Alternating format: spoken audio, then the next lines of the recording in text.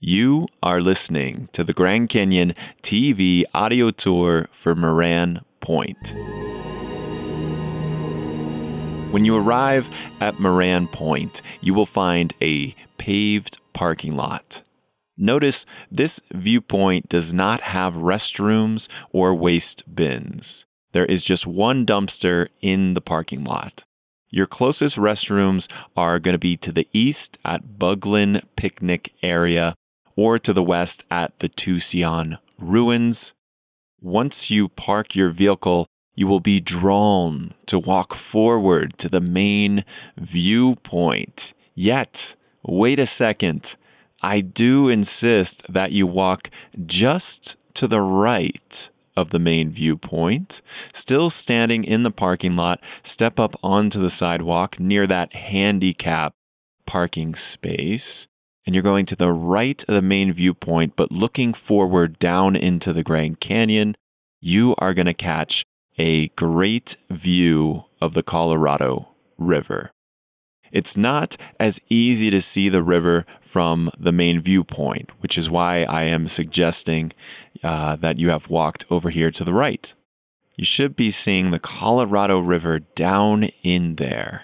Now, remember, this river flows 277 miles or 446 kilometers through the Grand Canyon. It's averaging 35 feet or 11 meters deep with depths that reach over 100 feet deep.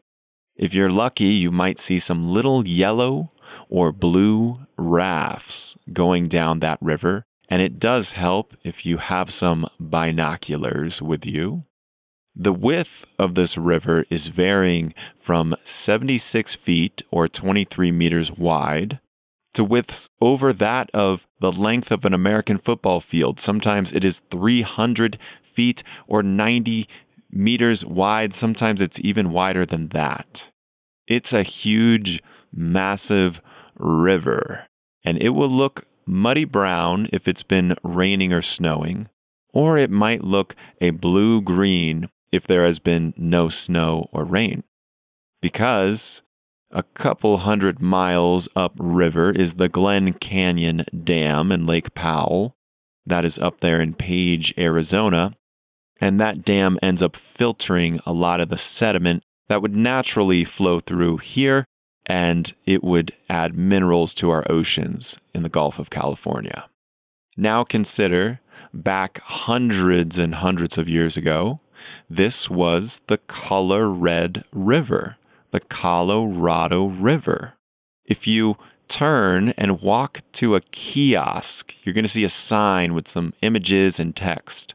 This kiosk is to the left of the main viewpoint. You will find information about the Spanish discovery, Colorado. I will read this kiosk for you, so feel free to walk around and enjoy all the scenery and smells and sounds of Moran Point. And at the end, I will explain why it's called Moran Point. This is a longer story, so starting with the kiosk, here's what it says. I'm going to read this. Spanish discovery. Near here, in late summer of 1540, soldiers from the Spanish expedition of Francisco Vasquez de Coronado became the first Europeans to see Grand Canyon. Note, Coronado didn't come to this viewpoint. It was his soldiers that are believed to have arrived right around here under the guidance of indigenous Hopi tribal members. This is the same Coronado to which you have the Hotel de Coronado and Coronado Island in San Diego. The kiosk says this about Coronado's expedition. Coronado began this journey near Mexico City in February 1540. All right, so this is not a sailboat expedition. They are going by land. It says Coronado began this journey near Mexico City in 1540 with more than 300 soldiers, 4 priests, hundreds of Indian allies, slaves, and 1,500 stock animals. For 2 years, his army explored unknown and often hostile land, searching for the legendary 7 golden cities of Cibola. They reached as far as present-day Kansas. Also remember, this is 1540 that the Spanish are showing up to the Grand Canyon for the first time, as we know it. Yet, this is 48 years after Columbus sailed the ocean blue and arrived in the Bahamas. All right, so a lot of things happened in those 48 years. And remember, 48, that's kind of interesting. 48 years after 1492, 1540, the Spanish show up here. But Arizona today is known as State 48. So 48 years after Columbus, Spanish finally catch a glimpse of this thing we now call the Grand Canyon. But here's a little timeline of the Spanish. So by 1510, the Spanish began to overtake the Aztecs in the region that would become Mexico. 1521 is often considered the official founding of Spain's new colony. The Spanish are taking out the Aztec. They're taking out the Mayans. They're moving into a place that will become known as Florida, right? St. Augustine. In fact, all of North America was at one time considered Mexico. So in less than 100 years, it is now estimated that the Spanish wiped out around 8 million Native Americans. That number could be much higher. It's hard to calculate. They did this with brutal force, but also simply by spreading disease. Now, hold up a minute. Before you go getting all angry or ill-willed towards the Spanish, remember that these expeditions were initiated by the royals of Spain. Very much like our modern-day wars, it is often not an entire country or an entire culture that wants to attack another country or culture. It is usually a power grab or land grab that is happening at the commands of a very small number of people that are in high power in the country. Also worth noting is that many South Americans, Central Americans, and North Americans today are mixed. We've got indigenous people mixed with Spanish. We've got Spanish indigenous mixed with Africans brought to the Americas against their will. So please, even though I teach this history, even though you can see these facts on the kiosk here, please be respectful of all cultures. As for Coronado's soldiers, they apparently weren't the kindest of people.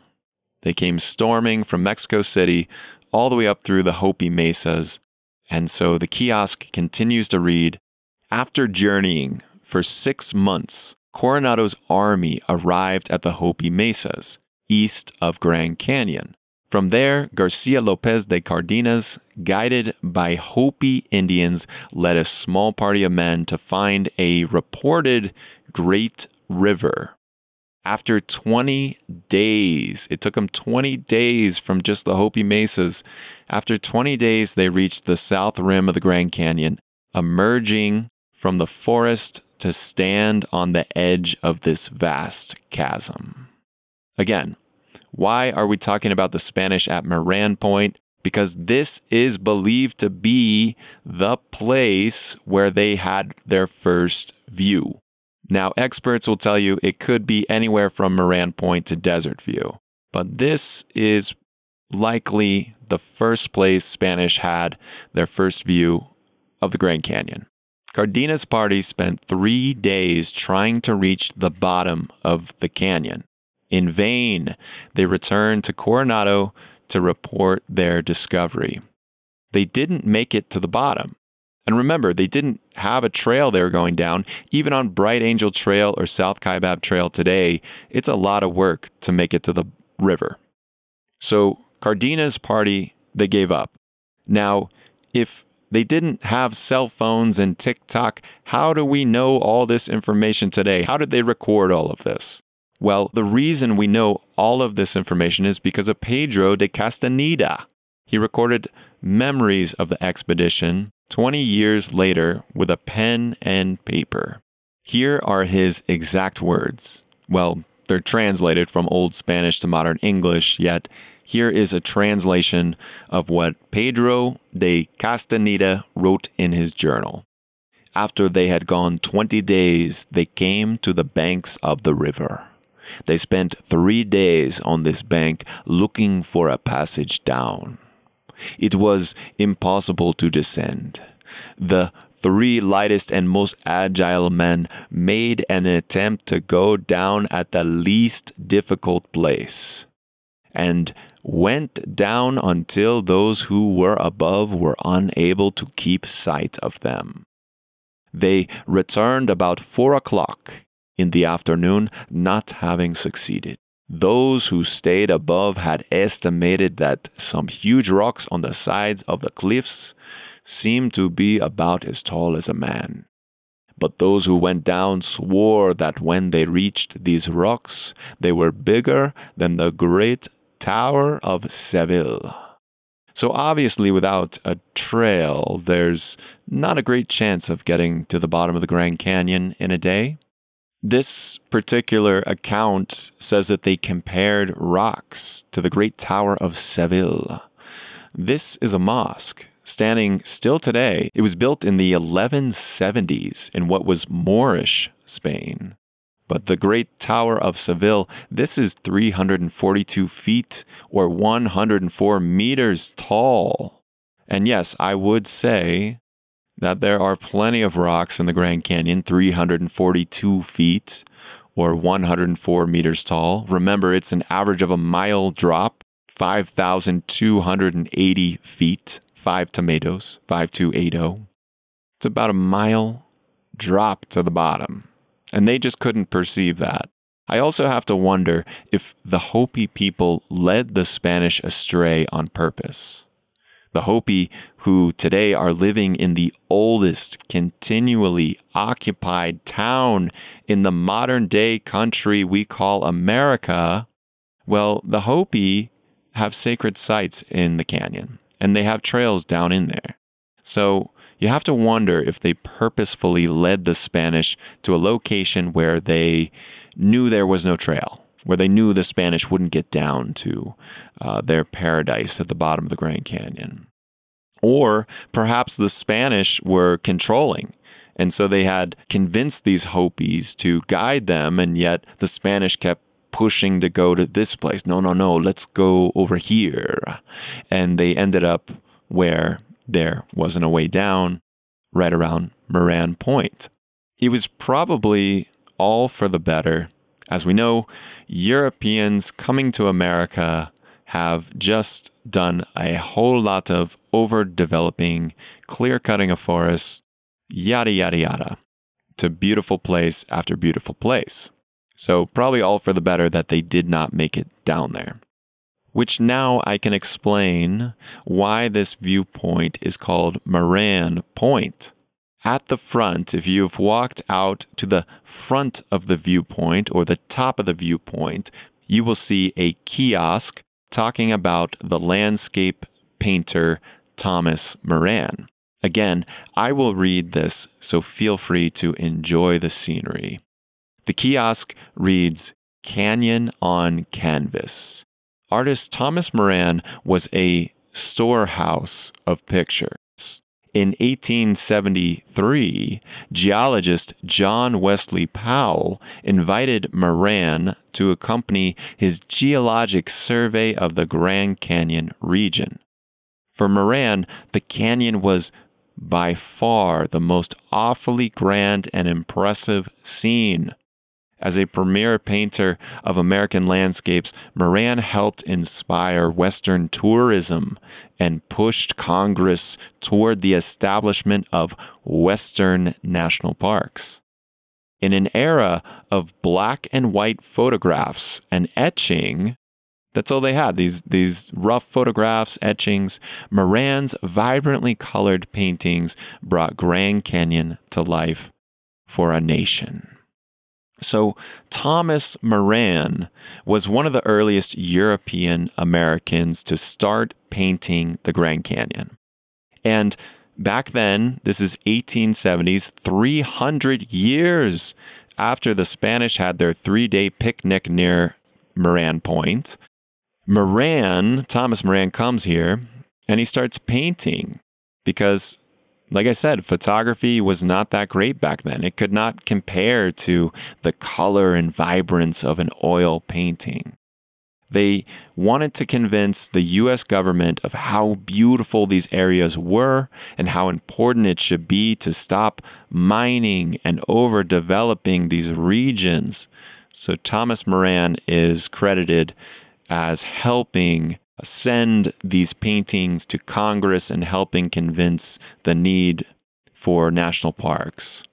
Now, you can actually find some of these original Thomas Moran paintings in the museums of Washington, D.C., and prints and duplications of Moran's paintings were also used by the Santa Fe Railroad Company to inspire tourists to buy a train ticket to the Grand Canyon starting in 1901 and to book a hotel room at the El Tovar Hotel starting in 1905. So bringing it full circle, El Tovar Hotel, that is named for one of those Spanish soldiers. And I say all this history in good fun. People today, they complain about the Instagrammers, the bloggers, the social media influencers, the TikTokers blowing up their favorite secret spots. And we can now see it goes all the way back to these oil painters blowing up people's favorite spots. I hope you guys enjoyed this audio tour. Remember to help do what you can to protect the Grand Canyon from future mining, from future developments, and remember to respect all people of all cultures. I believe this is how we can find peace in this world, and share this audio tour, because if we don't remember the past, we are doomed to repeat it by learning these weird and awkward, uncomfortable colonizer stories of the past. We can also help enlighten present day people and future people to not repeat all that bad stuff.